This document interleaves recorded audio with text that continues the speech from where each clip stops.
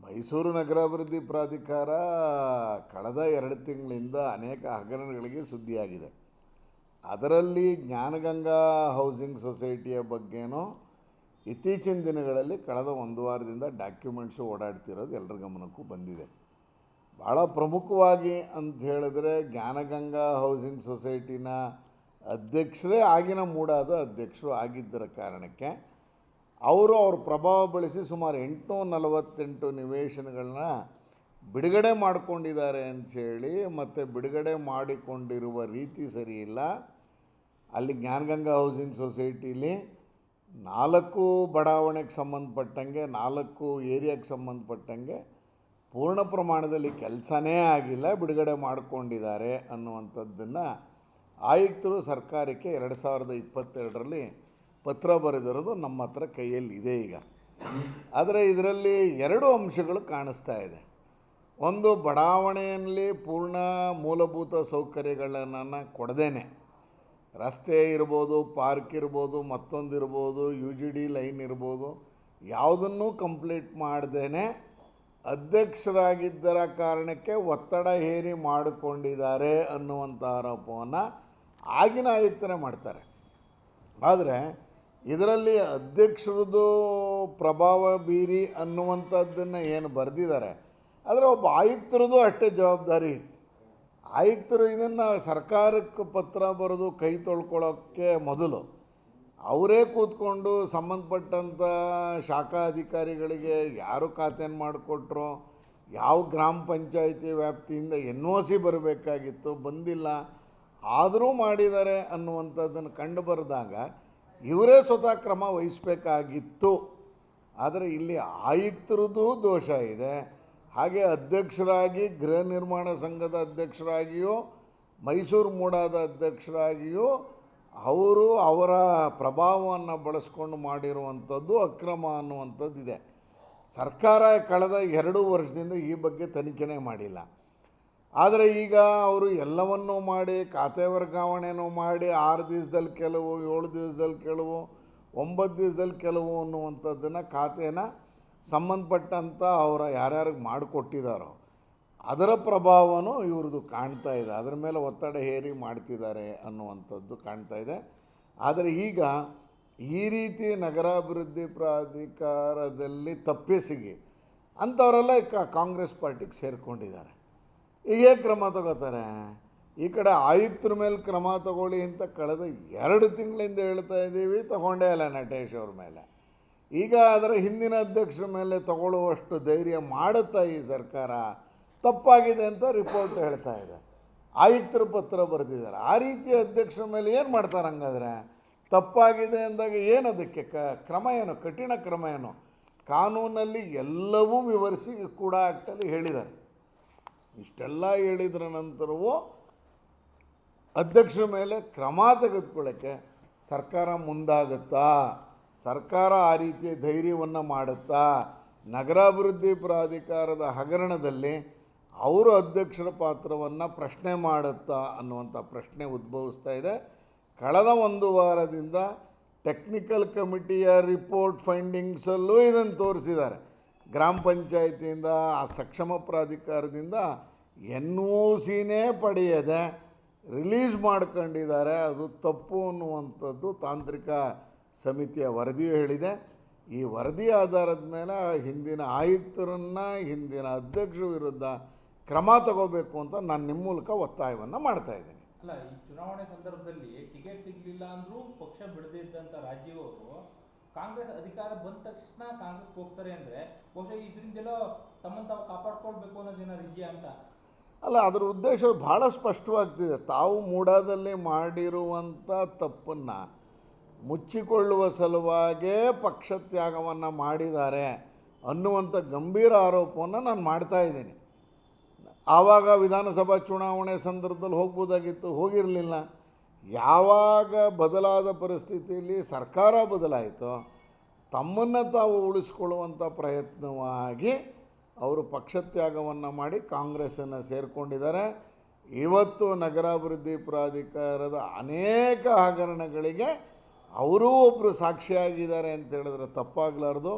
ಮೂಡಾದ ಅಧ್ಯಕ್ಷರಾಗಿ ಮೂಡಾದ ಅಧ್ಯಕ್ಷರಾಗಿ ಆಯುಕ್ತರ ಮೇಲೋ ಸಂಬಂಧಪಟ್ಟಂಥ ಅಧಿಕಾರಿ ಮೇಲೋ ಅವರು ಪ್ರಭಾವವನ್ನು ಬಳಸಿ ಅವರ ಸೊಸೈಟಿಗೆ ಅವರು ಖಾತೆಯನ್ನು ಅಥವಾ ಸೈಟನ್ನು ರಿಲೀಸ್ ಮಾಡಿಕೊಂಡಿದ್ದರಲ್ಲಿ ಅವರು ಪ್ರಭಾವವನ್ನು ಬಳಸಿದ್ದಾರೆ ಅನ್ನುವಂಥದ್ದು ಸ್ಪಷ್ಟವಾದಾಗಿ ಆಯುಕ್ತರು ಬರೆದಿದ್ದಾರೆ.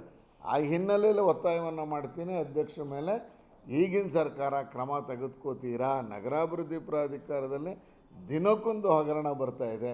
ಇದು ಒಂದು ರೀತಿ ಖಾತೆ ಮತ್ತು ಸೈಟನ್ನು ರಿಲೀಸ್ ಮಾಡಿಕೊಂಡಿರುವಂಥ ಮತ್ತೊಂದು ಪ್ರಕರಣವು ಬೆಳಕಿಗೆ ಬಂದಿದೆ. ಮೈಸೂರು ನಗರಾಭಿವೃದ್ಧಿ ಪ್ರಾಧಿಕಾರ ಕಳೆದ 2 ತಿಂಗಳಿಂದ ಅನೇಕ ಹಗರಣಗಳಿಗೆ ಸುದ್ದಿಯಾಗಿದೆ. ಅದರಲ್ಲಿ ಜ್ಞಾನಗಂಗಾ ಹೌಸಿಂಗ್ ಸೊಸೈಟಿಯ ಬಗ್ಗೆನೂ ಇತ್ತೀಚಿನ ದಿನಗಳಲ್ಲಿ ಕಳೆದ 1 ವಾರದಿಂದ ಡಾಕ್ಯುಮೆಂಟ್ಸು ಓಡಾಡ್ತಿರೋದು ಎಲ್ಲರ ಗಮನಕ್ಕೂ ಬಂದಿದೆ. ಭಾಳ ಪ್ರಮುಖವಾಗಿ ಅಂತ ಹೇಳಿದ್ರೆ ಜ್ಞಾನಗಂಗಾ ಹೌಸಿಂಗ್ ಸೊಸೈಟಿನ ಅಧ್ಯಕ್ಷರೇ ಆಗಿನ ಮೂಡಾದ ಅಧ್ಯಕ್ಷರು ಆಗಿದ್ದರ ಕಾರಣಕ್ಕೆ ಅವ್ರ ಪ್ರಭಾವ ಬಳಸಿ ಸುಮಾರು 848 ನಿವೇಶನಗಳನ್ನ ಬಿಡುಗಡೆ ಮಾಡಿಕೊಂಡಿದ್ದಾರೆ ಅಂಥೇಳಿ, ಮತ್ತು ಬಿಡುಗಡೆ ಮಾಡಿಕೊಂಡಿರುವ ರೀತಿ ಸರಿಯಿಲ್ಲ. ಅಲ್ಲಿ ಜ್ಞಾನಗಂಗಾ ಹೌಸಿಂಗ್ ಸೊಸೈಟಿಲಿ 4 ಬಡಾವಣೆಗೆ ಸಂಬಂಧಪಟ್ಟಂಗೆ 4 ಏರಿಯಾಗೆ ಸಂಬಂಧಪಟ್ಟಂಗೆ ಪೂರ್ಣ ಪ್ರಮಾಣದಲ್ಲಿ ಕೆಲಸನೇ ಆಗಿಲ್ಲ, ಬಿಡುಗಡೆ ಮಾಡಿಕೊಂಡಿದ್ದಾರೆ ಅನ್ನುವಂಥದ್ದನ್ನು ಆಯುಕ್ತರು ಸರ್ಕಾರಕ್ಕೆ 2022ರಲ್ಲಿ ಪತ್ರ ಬರೆದಿರೋದು ನಮ್ಮ ಹತ್ರ ಕೈಯಲ್ಲಿದೆ ಈಗ. ಆದರೆ ಇದರಲ್ಲಿ 2 ಅಂಶಗಳು ಕಾಣಿಸ್ತಾ ಇದೆ. ಒಂದು, ಬಡಾವಣೆಯಲ್ಲಿ ಪೂರ್ಣ ಮೂಲಭೂತ ಸೌಕರ್ಯಗಳನ್ನು ಕೊಡದೇನೆ, ರಸ್ತೆ ಇರ್ಬೋದು, ಪಾರ್ಕ್ ಇರ್ಬೋದು, ಮತ್ತೊಂದಿರ್ಬೋದು, UGD ಲೈನ್ ಇರ್ಬೋದು, ಯಾವುದನ್ನೂ ಕಂಪ್ಲೀಟ್ ಮಾಡ್ದೇನೆ ಅಧ್ಯಕ್ಷರಾಗಿದ್ದರ ಕಾರಣಕ್ಕೆ ಒತ್ತಡ ಹೇರಿ ಮಾಡಿಕೊಂಡಿದ್ದಾರೆ ಅನ್ನುವಂಥ ಆರೋಪವನ್ನು ಆಗಿನ ಆಯುಕ್ತರೇ ಮಾಡ್ತಾರೆ. ಆದರೆ ಇದರಲ್ಲಿ ಅಧ್ಯಕ್ಷರದ್ದು ಪ್ರಭಾವ ಬೀರಿ ಅನ್ನುವಂಥದ್ದನ್ನು ಏನು ಬರೆದಿದ್ದಾರೆ, ಆದರೆ ಒಬ್ಬ ಆಯುಕ್ತರದ್ದು ಅಷ್ಟೇ ಜವಾಬ್ದಾರಿ ಇತ್ತು. ಆಯುಕ್ತರು ಇದನ್ನು ಸರ್ಕಾರಕ್ಕೆ ಪತ್ರ ಬರೆದು ಕೈ ತೊಳ್ಕೊಳ್ಳೋಕ್ಕೆ ಮೊದಲು ಅವರೇ ಕೂತ್ಕೊಂಡು ಸಂಬಂಧಪಟ್ಟಂಥ ಶಾಖಾ ಅಧಿಕಾರಿಗಳಿಗೆ ಯಾರು ಖಾತೆಯನ್ನು ಮಾಡಿಕೊಟ್ರೋ, ಯಾವ ಗ್ರಾಮ ಪಂಚಾಯಿತಿ ವ್ಯಾಪ್ತಿಯಿಂದ NOC ಬರಬೇಕಾಗಿತ್ತು, ಬಂದಿಲ್ಲ, ಆದರೂ ಮಾಡಿದ್ದಾರೆ ಅನ್ನುವಂಥದ್ದನ್ನು ಕಂಡು ಬರೆದಾಗ ಇವರೇ ಸ್ವತಃ ಕ್ರಮ ವಹಿಸಬೇಕಾಗಿತ್ತು. ಆದರೆ ಇಲ್ಲಿ ಆಯುಕ್ತರದ್ದು ದೋಷ ಇದೆ. ಹಾಗೆ ಅಧ್ಯಕ್ಷರಾಗಿ ಗೃಹ ನಿರ್ಮಾಣ ಸಂಘದ ಅಧ್ಯಕ್ಷರಾಗಿಯೂ ಮೈಸೂರು ಮೂಡಾದ ಅಧ್ಯಕ್ಷರಾಗಿಯೂ ಅವರು ಅವರ ಪ್ರಭಾವವನ್ನು ಬಳಸ್ಕೊಂಡು ಮಾಡಿರುವಂಥದ್ದು ಅಕ್ರಮ ಅನ್ನುವಂಥದ್ದಿದೆ. ಸರ್ಕಾರ ಕಳೆದ 2 ವರ್ಷದಿಂದ ಈ ಬಗ್ಗೆ ತನಿಖೆನೇ ಮಾಡಿಲ್ಲ. ಆದರೆ ಈಗ ಅವರು ಎಲ್ಲವನ್ನೂ ಮಾಡಿ, ಖಾತೆ ವರ್ಗಾವಣೆನೂ ಮಾಡಿ, 6 ದಿವಸದಲ್ಲಿ ಕೆಲವು, 7 ದಿವಸದಲ್ಲಿ ಕೆಲವು, 9 ದಿವಸದಲ್ಲಿ ಕೆಲವು ಅನ್ನುವಂಥದ್ದನ್ನು ಖಾತೆನ ಸಂಬಂಧಪಟ್ಟಂಥ ಅವರ ಯಾರ್ಯಾರಿಗೆ ಮಾಡಿಕೊಟ್ಟಿದ್ದಾರೋ ಅದರ ಪ್ರಭಾವನೂ ಇವ್ರದ್ದು ಕಾಣ್ತಾ ಇದೆ. ಅದರ ಮೇಲೆ ಒತ್ತಡ ಹೇರಿ ಮಾಡ್ತಿದ್ದಾರೆ ಅನ್ನುವಂಥದ್ದು ಕಾಣ್ತಾ ಇದೆ. ಆದರೆ ಈಗ ಈ ರೀತಿ ನಗರಾಭಿವೃದ್ಧಿ ಪ್ರಾಧಿಕಾರದಲ್ಲಿ ತಪ್ಪಿಸಿಗಿ ಅಂಥವರೆಲ್ಲ ಕಾಂಗ್ರೆಸ್ ಪಾರ್ಟಿಗೆ ಸೇರಿಕೊಂಡಿದ್ದಾರೆ. ಈಗ ಕ್ರಮ ತಗೋತಾರೆ. ಈ ಕಡೆ ಆಯುಕ್ತರ ಮೇಲೆ ಕ್ರಮ ತಗೊಳ್ಳಿ ಅಂತ ಕಳೆದ 2 ತಿಂಗಳಿಂದ ಹೇಳ್ತಾ ಇದ್ದೀವಿ, ತಗೊಂಡೇ ಇಲ್ಲ ನಟೇಶ್ ಅವ್ರ ಮೇಲೆ. ಈಗ ಅದರ ಹಿಂದಿನ ಅಧ್ಯಕ್ಷರ ಮೇಲೆ ತಗೊಳ್ಳುವಷ್ಟು ಧೈರ್ಯ ಮಾಡುತ್ತಾ ಈ ಸರ್ಕಾರ ತಪ್ಪಾಗಿದೆ ಅಂತ ರಿಪೋರ್ಟ್ ಹೇಳ್ತಾ ಇದೆ. ಆಯುಕ್ತರು ಪತ್ರ ಬರೆದಿದ್ದಾರೆ. ಆ ರೀತಿಯ ಅಧ್ಯಕ್ಷರ ಮೇಲೆ ಏನು ಮಾಡ್ತಾರೆ? ಹಂಗಾದ್ರೆ ತಪ್ಪಾಗಿದೆ ಅಂದಾಗ ಏನು ಅದಕ್ಕೆ ಕ್ರಮ ಏನು? ಕಠಿಣ ಕ್ರಮ ಏನು? ಕಾನೂನಲ್ಲಿ ಎಲ್ಲವೂ ವಿವರಿಸಿ ಕೂಡ ಆ್ಯಕ್ಟಲ್ಲಿ ಹೇಳಿದ್ದಾರೆ. ಇಷ್ಟೆಲ್ಲ ಹೇಳಿದ್ರ ನಂತರವೂ ಅಧ್ಯಕ್ಷರ ಮೇಲೆ ಕ್ರಮ ತೆಗೆದುಕೊಳ್ಳೋಕ್ಕೆ ಸರ್ಕಾರ ಮುಂದಾಗುತ್ತಾ? ಸರ್ಕಾರ ಆ ರೀತಿಯ ಧೈರ್ಯವನ್ನು ಮಾಡುತ್ತಾ? ನಗರಾಭಿವೃದ್ಧಿ ಪ್ರಾಧಿಕಾರದ ಹಗರಣದಲ್ಲಿ ಅವರು ಅಧ್ಯಕ್ಷರ ಪಾತ್ರವನ್ನು ಪ್ರಶ್ನೆ ಮಾಡುತ್ತಾ ಅನ್ನುವಂಥ ಪ್ರಶ್ನೆ ಉದ್ಭವಿಸ್ತಾ ಇದೆ. ಕಳೆದ 1 ವಾರದಿಂದ ಟೆಕ್ನಿಕಲ್ ಕಮಿಟಿಯ ರಿಪೋರ್ಟ್ ಫೈಂಡಿಂಗ್ಸಲ್ಲೂ ಇದನ್ನು ತೋರಿಸಿದ್ದಾರೆ. ಗ್ರಾಮ ಪಂಚಾಯಿತಿಯಿಂದ, ಆ ಸಕ್ಷಮ ಪ್ರಾಧಿಕಾರದಿಂದ NOCನೇ ಪಡೆಯದೆ ರಿಲೀಸ್ ಮಾಡ್ಕೊಂಡಿದ್ದಾರೆ. ಅದು ತಪ್ಪು ಅನ್ನುವಂಥದ್ದು ತಾಂತ್ರಿಕ ಸಮಿತಿಯ ವರದಿಯೂ ಹೇಳಿದೆ. ಈ ವರದಿ ಆಧಾರದ ಮೇಲೆ ಹಿಂದಿನ ಆಯುಕ್ತರನ್ನು, ಹಿಂದಿನ ಅಧ್ಯಕ್ಷರ ವಿರುದ್ಧ ಕ್ರಮ ತಗೋಬೇಕು ಅಂತ ನಾನು ನಿಮ್ಮ ಮೂಲಕ ಒತ್ತಾಯವನ್ನು ಮಾಡ್ತಾಯಿದ್ದೀನಿ. ಅಲ್ಲ, ಈ ಚುನಾವಣೆ ಸಂದರ್ಭದಲ್ಲಿ ಟಿಕೆಟ್ ಸಿಗಲಿಲ್ಲ ಅಂದರೂ ಪಕ್ಷ ಬಿಡದೇ ಇದ್ದಂಥ ರಾಜೀವ್ ಅವರು ಕಾಂಗ್ರೆಸ್ ಅಧಿಕಾರ ಬಂದ ತಕ್ಷಣ ಕಾಂಗ್ರೆಸ್ಗೆ ಹೋಗ್ತಾರೆ ಅಂದರೆ ಬಹುಶಃ ಇದರಿಂದೆಲ್ಲ ತಮ್ಮನ್ನು ತಾವು ಕಾಪಾಡ್ಕೊಳ್ಬೇಕು ಅನ್ನೋದೇನಾರು ಇದೆಯಾ ಅಂತ? ಅಲ್ಲ, ಅದರ ಉದ್ದೇಶ ಭಾಳ ಸ್ಪಷ್ಟವಾಗ್ತಿದೆ. ತಾವು ಮೂಡಾದಲ್ಲಿ ಮಾಡಿರುವಂಥ ತಪ್ಪನ್ನು ಮುಚ್ಚಿಕೊಳ್ಳುವ ಸಲುವಾಗೇ ಪಕ್ಷ ತ್ಯಾಗವನ್ನು ಮಾಡಿದ್ದಾರೆ ಅನ್ನುವಂಥ ಗಂಭೀರ ಆರೋಪವನ್ನು ನಾನು ಮಾಡ್ತಾ ಇದ್ದೀನಿ. ಆವಾಗ ವಿಧಾನಸಭಾ ಚುನಾವಣೆ ಸಂದರ್ಭದಲ್ಲಿ ಹೋಗ್ಬೋದಾಗಿತ್ತು, ಹೋಗಿರಲಿಲ್ಲ. ಯಾವಾಗ ಬದಲಾದ ಪರಿಸ್ಥಿತಿಯಲ್ಲಿ ಸರ್ಕಾರ ಬದಲಾಯಿತೋ ತಮ್ಮನ್ನು ತಾವು ಉಳಿಸ್ಕೊಳ್ಳುವಂಥ ಪ್ರಯತ್ನವಾಗಿ ಅವರು ಪಕ್ಷತ್ಯಾಗವನ್ನು ಮಾಡಿ ಕಾಂಗ್ರೆಸ್ಸನ್ನು ಸೇರಿಕೊಂಡಿದ್ದಾರೆ. ಇವತ್ತು ನಗರಾಭಿವೃದ್ಧಿ ಪ್ರಾಧಿಕಾರದ ಅನೇಕ ಹಗರಣಗಳಿಗೆ ಅವರೂ ಒಬ್ಬರು ಸಾಕ್ಷಿಯಾಗಿದ್ದಾರೆ ಅಂತ ಹೇಳಿದ್ರೆ ತಪ್ಪಾಗಲಾರ್ದು. ಮೂಡಾದ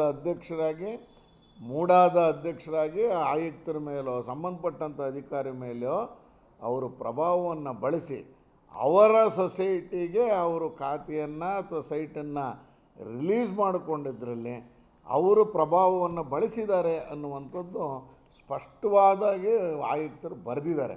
ಆ ಹಿನ್ನೆಲೆಯಲ್ಲಿ ಒತ್ತಾಯವನ್ನು ಮಾಡ್ತೀನಿ ಅಧ್ಯಕ್ಷರ ಮೇಲೆ, ಈಗಿನ ಸರ್ಕಾರ ಕ್ರಮ ತೆಗೆದುಕೋತೀರಾ? ನಗರಾಭಿವೃದ್ಧಿ ಪ್ರಾಧಿಕಾರದಲ್ಲಿ ದಿನಕ್ಕೊಂದು ಹಗರಣ ಬರ್ತಾ ಇದೆ. ಇದು ಒಂದು ರೀತಿ ಖಾತೆ ಮತ್ತು ಸೈಟನ್ನು ರಿಲೀಸ್ ಮಾಡಿಕೊಂಡಿರುವಂಥ ಮತ್ತೊಂದು ಪ್ರಕರಣವು ಬೆಳಕಿಗೆ ಬಂದಿದೆ. ಕನ್ನಡ ಮಾಧ್ಯಮ ಲೋಕದಲ್ಲಿ ಒಂದು ಹಿಸ್ಟಾರಿಕ್ ಕಾರ್ಯಕ್ರಮ. ನಾವು ಇಲ್ಲಿ ಬಂದಿದ್ದು ರೈತರ ಧ್ವನಿಯಾಗೋದಿಕ್ಕೆ. ರಿಪಬ್ಲಿಕ್ನ ಕನ್ನಡ ಚಾನೆಲ್ನಲ್ಲಿ ಇದು ಒಂದು ಉತ್ತಮವಾದಂಥ ಕಾರ್ಯಕ್ರಮಗಳಿವೆಲ್ಲ.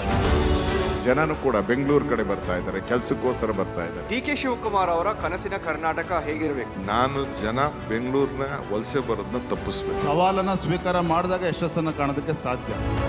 ಧರ್ಮ ಅಂತಂದ್ರೆ ಕೇವಲ ಆಧ್ಯಾತ್ಮಿಕಕ್ಕೆ ಸೀಮಿತವಾದದ್ದಲ್ಲ. ಯಾವ ಸಮಿಟು ಇಲ್ಲ, ನಾನ್ ಸ್ಟಾಪ್ ಲೈವ್ ಮಾಡಿರೋದು.